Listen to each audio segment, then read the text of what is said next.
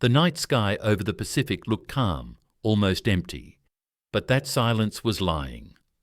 Somewhere above the dark water, engines were running without lights, radios were quiet, and men were staring into blackness, waiting for something they could not see. At exactly 10:12 p.m., on a warm night in early August 1944, a single American aircraft lifted its nose and disappeared into the dark.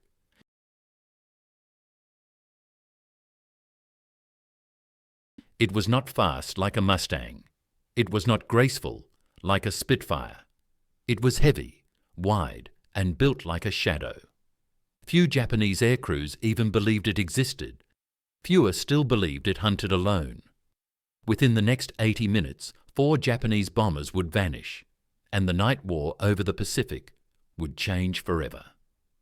The aircraft was the P-61 Black Widow, the first American fighter designed from the ground up to fight at night. Most pilots hated it at first glance. It was large, almost ugly, with a twin-boom design and a crew of 3 instead of 1. It looked more like a small bomber than a fighter. But that night, flown by a calm and methodical crew, it would prove why it was one of the deadliest weapons of the war. The Japanese did not hear it coming. They did not see it coming. And when they realized they were being hunted, it was already too late. By mid-1944, the Pacific Air War had entered a strange phase. Japan was losing territory fast, but its aircrews were still dangerous.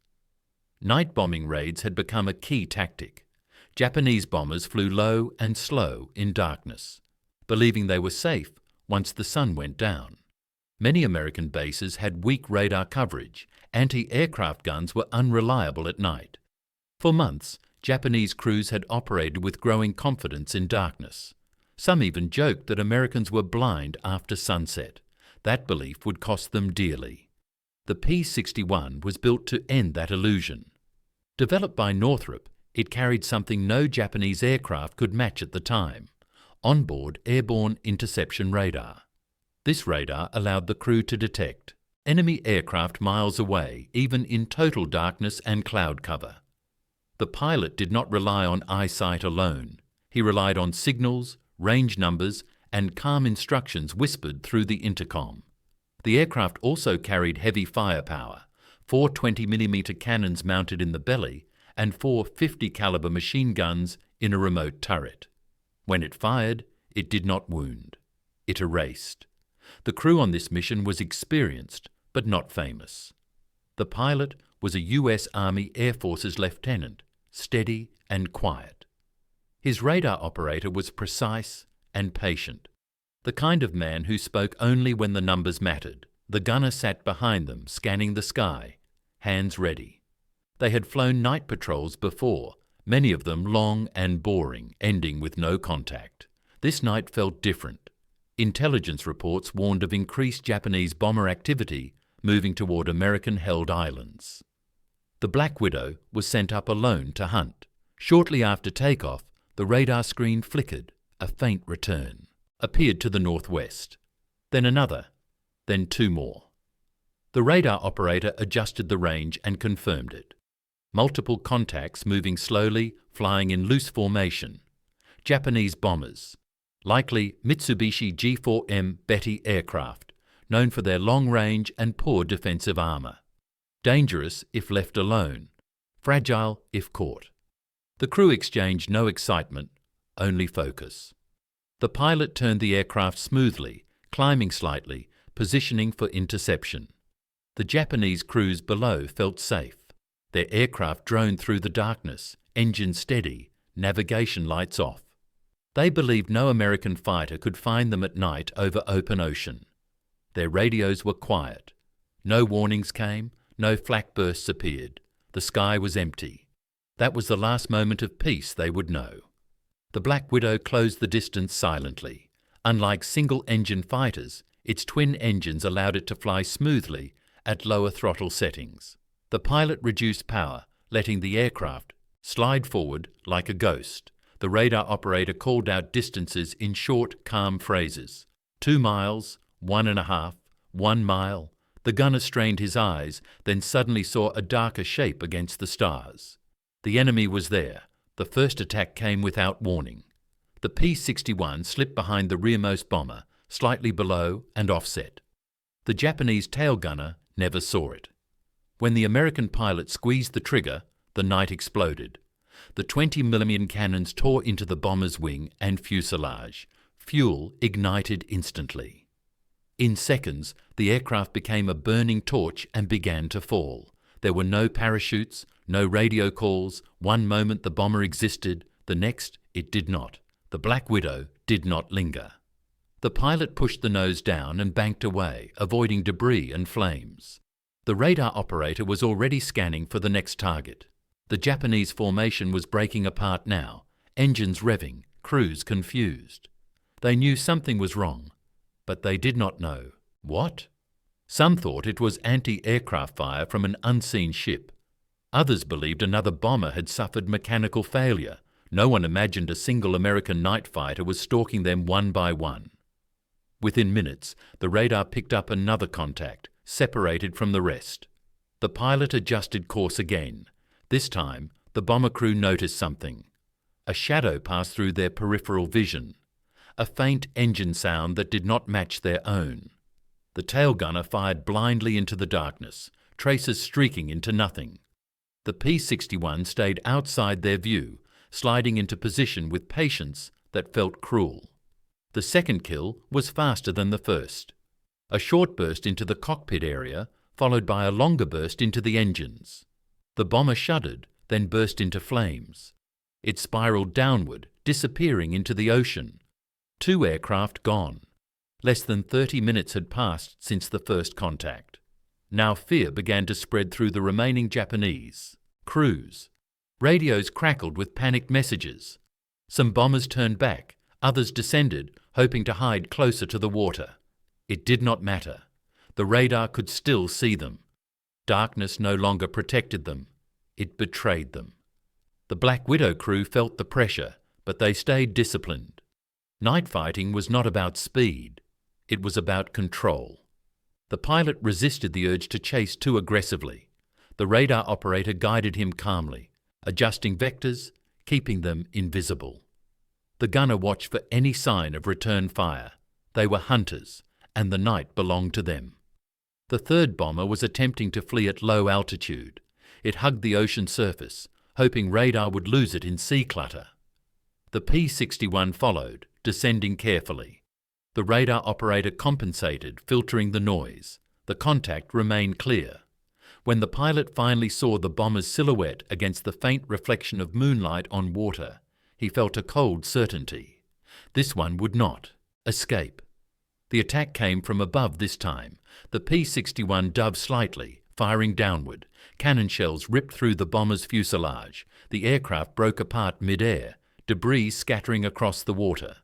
The explosion lit the waves below for a brief moment, then darkness returned. 3 bombers destroyed. The Japanese formation was now fully scattered, mission abandoned, survival the only goal. But the night was not done. The radar screen showed one last contact, moving slowly, damaged, possibly low on fuel. The pilot hesitated for a moment. Fuel on the Black Widow was not unlimited either. They had already been airborne for a long time. But the decision was clear. They went after it. This final chase felt different. The bomber crew knew they were being hunted. They weaved erratically, changing altitude, making sharp turns. The radar operator worked harder now, voice steady, but faster. The pilot followed each instruction with precision. Sweat formed inside the cockpit, despite the cool night air. When they finally closed in, the Japanese bomber opened fire wildly. Tracers flashed past the P-61, close enough to be seen clearly. The pilot held his nerve. He waited for the perfect angle. Then he fired. The 4th bomber did not explode immediately. It burned, losing altitude slowly, almost stubbornly refusing to die. For a moment, it looked like it might limp away. Then the wing collapsed. The aircraft fell, silent and final, into the darkness below. 4 bombers destroyed. 80 minutes. As the Black Widow turned back toward base, the crew finally allowed themselves to breathe. No cheers, no celebration. just quiet acknowledgement of what had happened. They had proven something important that night.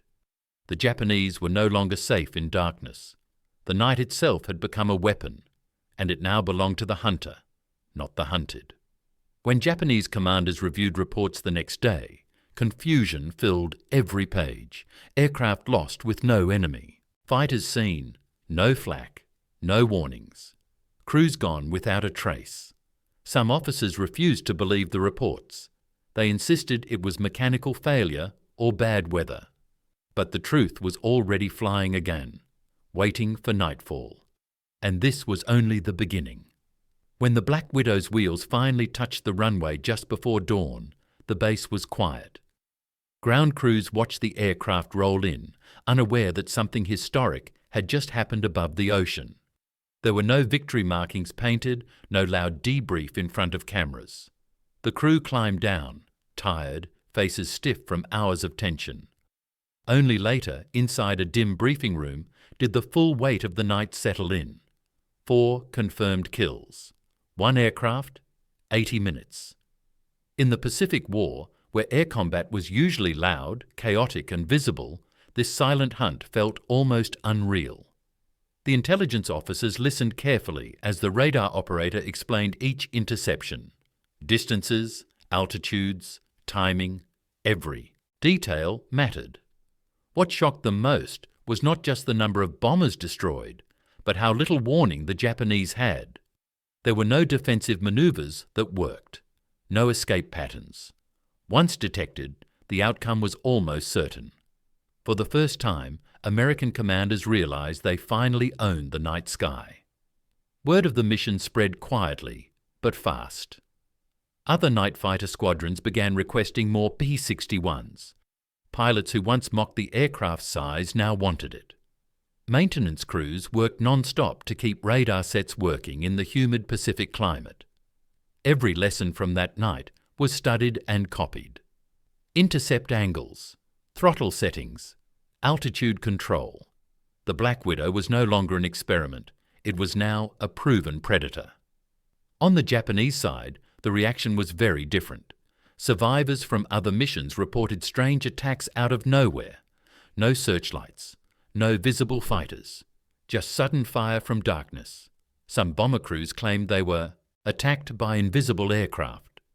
Others believed American ships had developed new radar-guided guns. Confusion turned into fear. Night missions, once considered safer than daylight raids, now felt even more dangerous. Japanese commanders attempted changes. Bombers flew lower, slower, sometimes alone. Other times they climbed higher, hoping to avoid unseen fighters. None of it worked.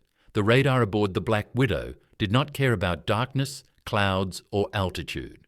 Every adjustment only made Japanese crews more predictable. The hunters adapted faster than the hunted. The psychological effect was just as powerful as the physical losses. Japanese aircrews began delaying night missions. Some pilots refused to fly without escorts, even at night. Others requested daytime operations despite higher risk, simply because at least they could see what was killing them. The idea that a single enemy aircraft could stalk them unseen shattered morale. War in the Pacific had already been brutal. Now, it had become terrifying. The P-61 crews themselves did not feel like heroes. Night fighting demanded a strange mindset. Hours of silence broken by seconds of violence. There was no visual thrill, no dogfighting glamour. Many pilots described it as lonely and cold. But they understood their role. Every bomber destroyed meant fewer bombs falling on sleeping soldiers and sailors below. Every successful interception saved lives that would never know how close danger had come. As weeks passed, similar missions followed. Not every patrol ended with 4 kills. Many nights passed with no contact at all. But the balance had shifted. Japanese night raids became rare, scattered, ineffective. The Black Widow did not win the Pacific War by itself, but it closed a chapter the Japanese had relied on. Darkness was no longer protection. It was exposure. By late 1944, American bases across the Pacific slept a little easier. Radar stations and night fighters worked together like pieces of a single machine. The lessons from that one August night echoed through every squadron briefing. Stay patient. Trust the radar. Control the engagement. Strike once, strike hard, then disappear again. Long after the war, historians would look back at missions like this and struggle to capture their quiet importance. There were no massive formations, no daylight gun camera footage, no famous aces standing on aircraft wings. Just a heavy twin-engine fighter, a small crew, and a dark sky filled with unseen signals. But for the men who flew those nights, the memory never faded. Some Japanese veterans later admitted they never understood what hit them. Even decades after the war, they spoke of night attacks with confusion and disbelief. Aircraft vanished. Crews never returned. No enemy was seen. The idea that one aircraft could hunt 4 bombers alone still sounded impossible to them. That night proved something larger than a single victory. It proved that technology, discipline, and patience could completely change how war was fought. The P-61 did not need speed or beauty. It needed darkness. And once it had it, the night belonged to America. The sky has always been dangerous in war. But on that night in August 1944, it became something else entirely. It became a trap. And 4 Japanese bombers learned that lesson in the most final way possible. The Black Widow flew again the next night, and the night after that, always silent, always waiting.